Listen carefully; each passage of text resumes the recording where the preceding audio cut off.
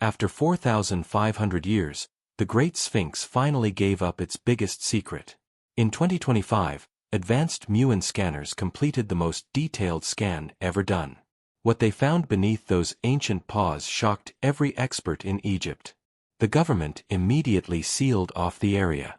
3 chambers appeared on the scans, but one chamber showed something that shouldn't exist. The discovery is so massive that officials are scared to announce it. What could make modern Egypt tremble at an ancient secret that's been waiting underground? Let's get into the background first. About 4,500 years ago, when Pharaoh Khafre ruled Egypt, something massive and mysterious was carved out of solid limestone. It became the Great Sphinx of Giza. It stretches 73 m long and stands 20 m high. But back then, it didn't look the way it does now. It wasn't pale or sun-bleached. Its face had bright red paint, and its headdress shimmered with blue and yellow colors. It must have looked incredible in the desert light, like a god watching over the rising sun. The Sphinx faces directly east, which wasn't a coincidence. The ancient Egyptians worshipped the sun and believed the pharaoh had divine power. So placing a creature with a lion's body and a human head to stare at the sunrise symbolized power, protection, and royalty. Most scholars agree the face resembles Khafre himself, so it may have been his image carved onto the statue to guard his pyramid. The lion's body stood for strength. The human face showed wisdom. Together, it was the ultimate symbol of a king. But over time, things changed. The Sphinx was damaged again and again. Its most famous injury is the missing nose. Many people think Napoleon's soldiers blew it off in the 1700s, but that's not true. Sketches from before Napoleon's time already show the Sphinx without a nose. The real story is even more surprising. In 1378, a man named Muhammad Sarim Aldar saw peasants making offerings to the Sphinx as if it were a god. In outrage, he chiseled off the nose himself to stop what he thought was idol worship. That act of destruction was recorded by the historian Almacher, and it still shocks people to this day. Other parts were also lost. The ceremonial beard fell off long ago, and the cobra on the forehead disappeared, too. But the Sphinx didn't just face damage. It was also forgotten. The desert slowly buried it in sand. By 400 BC, during the time of Thutmose Tharf, only its head was visible. One day, while still a prince, Thutmose fell asleep near it and had a strange dream. In it, the Sphinx spoke to him. It promised that if he cleared the sand from its body, he would become king.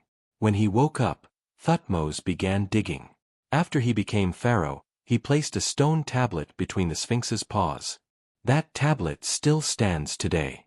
It's called the Dream Stele, and it proves that even 3,400 years ago, the Sphinx was already ancient and mysterious. But the sands didn't stay away for long.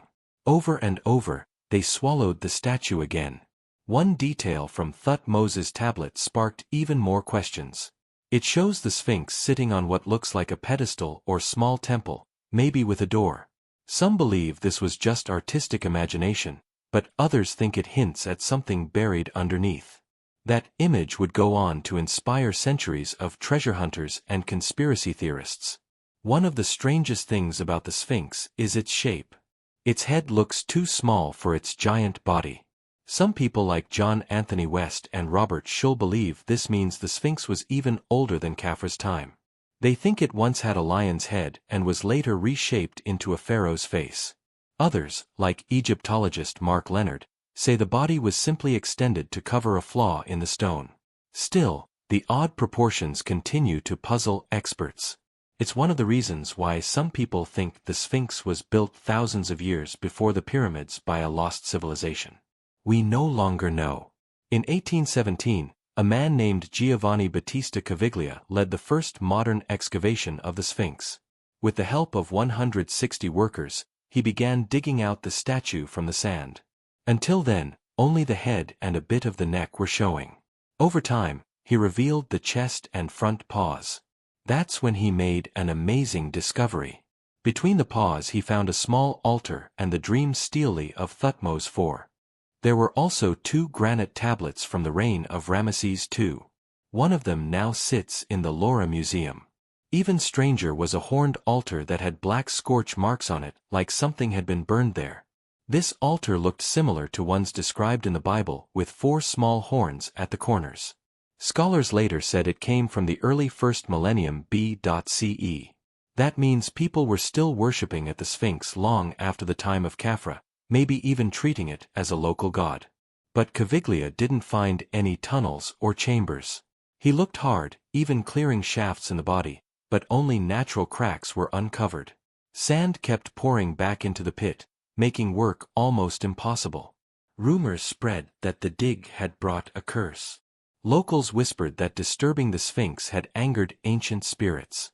Caviglia gave up. In the 1850s, a man named Agugust Marriott, who founded the Cairo Museum, returned to the site. He cleared more sand and found an old Roman staircase leading down to the Sphinx.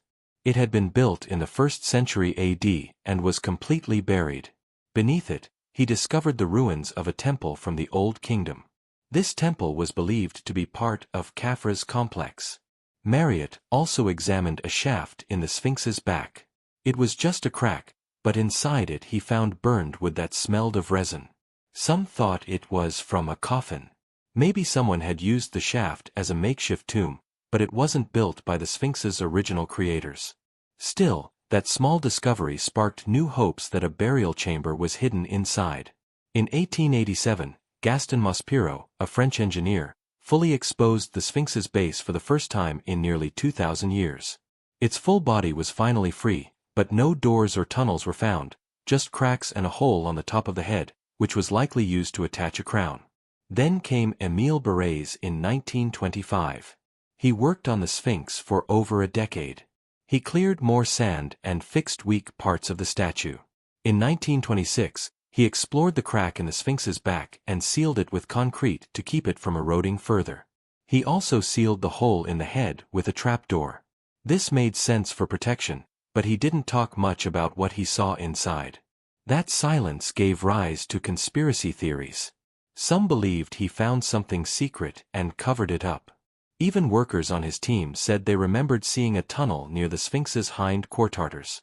When asked years later, they said it led downward and was later sealed. In 1980, archaeologists Zahi Hawass and Mark Lehner investigated that area and found only a dead end filled with water. By the late 1970s, the Sphinx had been studied top to bottom. No major secrets had been found, just the dream stele, the chapel, and some cracks. But people still hoped. In 1978, a team from Stanford Research Institute used radar and seismic tests to scan the area. Their machines detected empty spots under the Sphinx's paws and along its sides. Some thought they had found hidden rooms, but when experts drilled and dug into those areas, all they found were soft patches in the stone and natural fissures. It was disappointing, but it proved something important. The bedrock beneath Giza is full of cracks that can confuse even the best machines. In the 1980s, Zahi Hawass began drilling around the Sphinx using modern radar. He found small voids, but nothing unusual. In one spot, red paint was found on the stone walls. Maybe marks from ancient workers. But again, no treasure, no tombs, just pigment and dust. Still, every time has said nothing was found. Skeptics accused him of hiding the truth. Some thought Egypt was keeping secrets about Atlantis or a hall of records. In 1991, Hawass and Leonard published their findings. They described a tunnel under the northwest rump and said it was just an old shaft, not a secret chamber. They found modern trash inside, not ancient gold. As we moved into the 21st century, people stopped trying to drill into the Sphinx or dig under it. Instead, they turned to newer technology. They wanted to find out what might be hidden inside or underneath without touching or damaging anything. One idea came from something called the Scan Pyramids Project. It started in 2015 and used cosmic rays called muons to look inside Egypt's pyramids. These tiny particles come from space and pass through stone. Scientists discovered a hidden space in the Great Pyramid using this method. That success made many wonder, what if we use this same method on the Sphinx? By the mid-2020s, Egypt's Ministry of Antiquities began considering it. They wanted to know if there were any unknown hollow areas deep inside the Sphinx's body or underneath its paws. The plan, if approved, would let scanners look through the whole monument using muon radiography. This would work like an X-ray and show empty spaces with over 99% accuracy. Since the Sphinx is smaller than a pyramid, the scan would need fewer detectors and wouldn't take too long. Many scientists believe this test could finally prove once and for all whether there are chambers inside. If nothing shows up, then maybe there really is no Hall of Records. But if something does show up, a strange space inside the rock, a hollow spot under the paws, it could change everything. They might then use tiny cameras or drill carefully to explore further. As of now, everyone is waiting to see if the Egyptian government gives the final permission for this scan in 2025 or 2026. Other technologies have already been used on the Sphinx, and some results were strange. In 2016, a team used thermal infrared cameras to check the surface. They noticed something odd. Some blocks showed higher heat than others. One hot spot was found low on the Sphinx's body. This could mean there's an open space or air behind the surface, but officials said it might just be natural, different kinds of rock or dampness. Still, this test got people talking again about possible secrets hiding under the stone. Even before that, in the 1990s and early 2000s, scientists had used ground-penetrating radar. In 1991, a man named Thomas DeBecke worked with Robert Shaw. They ran radar scans and claimed to find a few cavities 5 to 9 m below the surface near the paws and the sides. Shaw even said one of the spaces seemed to be shaped like a rectangle. But when Egyptian archaeologists later went to those exact spots and drilled, they only found natural cracks or softer ground, not real chambers. It seems the radar picked up changes in the Earth's layers, not man-made rooms. But the media had already reported the original findings. So even today, people still say there's a rectangular room under the left paw, not knowing that later tests proved otherwise. By the 2020s, scanning technology had improved even more. New tools included drones with laser scanners called LiDAR, 3D modeling using photogrammetry, and even artificial intelligence. In 2018 and 2019, a team from Japan led by Yukinori Kawai worked with Ancient Egypt Research Associates. They flew drones around the Sphinx and made the most accurate digital model ever, down to the tiniest crack. The goal was to help with preservation, but it also helped researchers look for anything unusual like secret doors or shapes hidden in the rock. So far, nothing major has shown up, but the data is saved and can be studied more in the future. Some tech fans even fed these 3D models into AI programs. These programs sometimes find patterns humans don't notice. Recently, viral videos online said that AI trained on pyramid data had predicted possible hidden rooms under the Sphinx. These videos had titles like "Quantum AI reveals hidden Sphinx tunnels," but experts don't take these claims seriously. The videos often just recycle old radar data or make weak guesses that happen to match conspiracy theories. Egyptologists say none of these AI results are peer-reviewed or confirmed by real science. Still, it shows how powerful the mystery is. People are now using the world's smartest computers to solve a riddle that began thousands of years ago. Maybe one day, real AI tests on actual muon data will find something. But for now, all of that remains just a possibility. Not all research has been legal. In 2023 and 2024, some hobbyists used drones and basic radar on their own.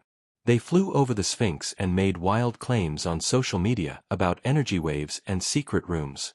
Egyptian officials were angry. The Sphinx is part of a UNESCO World Heritage Site. Random people scanning it without permission could damage it. There's fear that someone obsessed with treasure might harm the stone. So now, even though technology is getting better and easier to use, there's a need to control who uses it. All serious research now has to be done carefully and with approval. The Sphinx has already been damaged in the past by people trying to help. Some drilled too much, others used the wrong materials to repair cracks, which made the stone weaker. Today's experts try to avoid touching anything. They want to keep the Sphinx safe for the future. If hidden spaces are ever found, they must be explored in a way that doesn't break even a single stone. But while people are trying to uncover secrets, nature is quietly creating a different kind of danger. One problem that began getting worse in the last 20 years is rising groundwater. As Cairo grew bigger, its plumbing and farming changed how water flows. By 2008, that water started seeping into the Sphinx's lower stones. Groundwater carries salt. When the salty water rises and then dries on the surface, the salt becomes crystals. These crystals break the rock apart.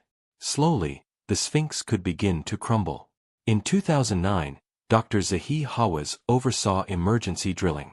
The team found that the water level was only 15 feet, or about 4.5 m below the Sphinx. That was dangerously close. So, they installed pumps and redirected a nearby canal. This helped for a while. But there's another problem. If there are any natural hollows under the Sphinx, cracks, or caves, they could collect water. Some of the secret chambers that people talk about might actually be pools of rainwater or groundwater. In 2025, after a heavy rain, a known natural cave under the Sphinx's back filled with water. It wasn't a huge flood, but it proved how fragile everything is. The real threat to the Sphinx might not be some hidden trapdoor or ancient curse. It could be water slowly eating away at the base. Conservation experts are now working faster than ever to protect the monument. They're building better drainage, watching the water table, and doing everything they can to stop erosion. For years, one strange idea has refused to disappear. It comes from a man named Edgar Cayce who made thousands of strange predictions in the early 1900s. He spoke of something buried beneath the Sphinx in Egypt. Something he called the Hall of Records. According to him, it wasn't just any chamber or tomb. It was a lost library from an ancient world that had been wiped away over 12,000 years ago. That world, he claimed, was Atlantis. If what he said was true, the implications would be enormous. It would mean the story of human history as we know it is completely wrong.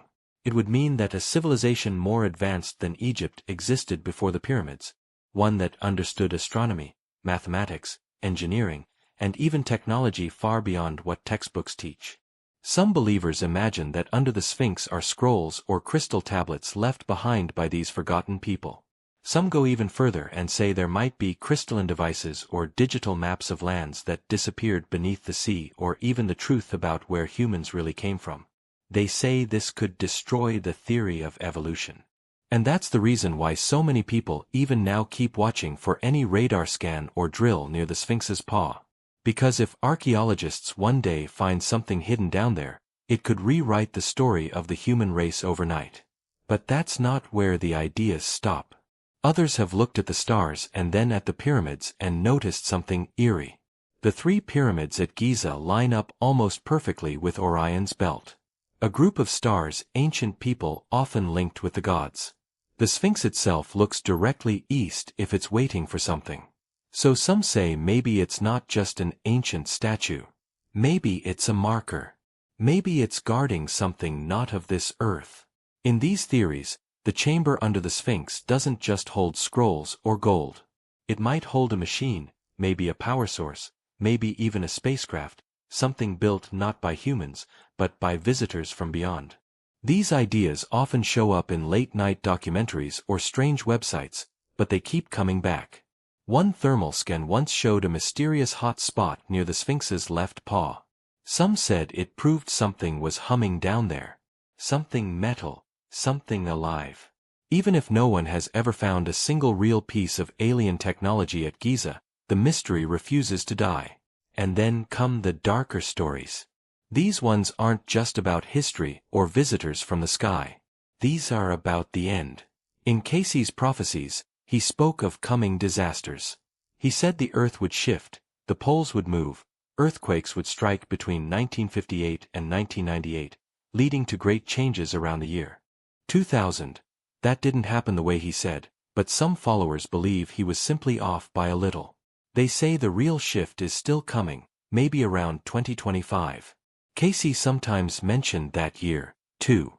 And in some spiritual circles, there are whispers. They say when the hidden chamber under the Sphinx is opened, it will not just reveal history. It will trigger something. A global awakening, or maybe a global fall. They say inside that chamber is a kind of prophecy room left behind by the Atlanteans or by beings far older than us. And in it are messages, warnings, maps of what is to come. Some say it will tell us how to survive what's next. Others say opening it will release something we were never meant to touch. These stories don't come from Egyptian texts. They come from people who believe in New Age mysteries and science fiction, but they're told with such drama that they've captured millions of imaginations. The Sphinx becomes a key, a gate, solve the riddle, open the chamber, and either witness the truth or unleash the storm. Still, not every story is so grand. Some are more down to earth, even if still drenched in mystery. These ones say, maybe there's just treasure under the Sphinx. Not scrolls, not spaceships, just gold, statues, jewelry, things left behind by the ancient kings. We know that pharaohs buried Stele near the Sphinx. We know that Thutmose once cleared sand from the statue and left behind a stone called the Dream Stele, which now sits between the Sphinx's paws. So, it's not impossible that something else was hidden nearby. One theory even claims the Ark of the Covenant, the biblical golden chest, was hidden there after a pharaoh named SHOCKS looted Jerusalem. That idea sounds like something from a movie because in truth, it was made popular by books and films inspired by Indiana Jones. Still, it inspired real people. In the 1930s, an American named H. Campbell wandered the Giza Plateau with a dowsing rod. He was sure the Ark was buried near the Sphinx. He found nothing. Egyptian authorities quickly stopped him. In the 1970s, rumors spread that a secret team had paid guards to drill near the Sphinx at night, chasing something called Thutmose's treasure. Again, no proof, but people kept believing. Some of the oldest legends from Cairo speak of treasure under the statue. One tale talks about Shah and Nessim's treasure, which could only be reached if someone found the hidden door beneath the Sphinx. In the 1800s, these tales drove adventurers to dig, drill, and bore into the limestone. Scholars had to beg them to stop, fearing the statue would be damaged forever. In the years after World War II, the Sphinx of Giza stopped being just an ancient statue and quietly became part of a modern global race. During the Cold War, when the world was split between East and West, even archaeology turned into a competition. In 1968, a Polish team came to Giza with electrical resistivity equipment, hoping to detect hidden chambers beneath the sand. They were the first to scan the Sphinx like this. A few years later, in the 1970s, an American group from the Stanford Research Institute arrived with ground-penetrating radar. By the 1980s, Japanese researchers had joined the hunt, too, using sonar to probe near the statue's paws. These weren't just scientists. They were representatives of nations trying to solve the riddle of Egypt's greatest mystery before anyone else did. Time softened the rivalry. Instead of competing, countries started working together. A new generation of experts emerged, and their approach was quieter, more respectful. For example, a recent project called the Muon Scan was led by Japanese scientists, but they worked side by side with Egyptian and French advisors from the Scan Pyramids group. They weren't just checking around the Sphinx with old tech. This time they used subatomic particles to look for empty spaces without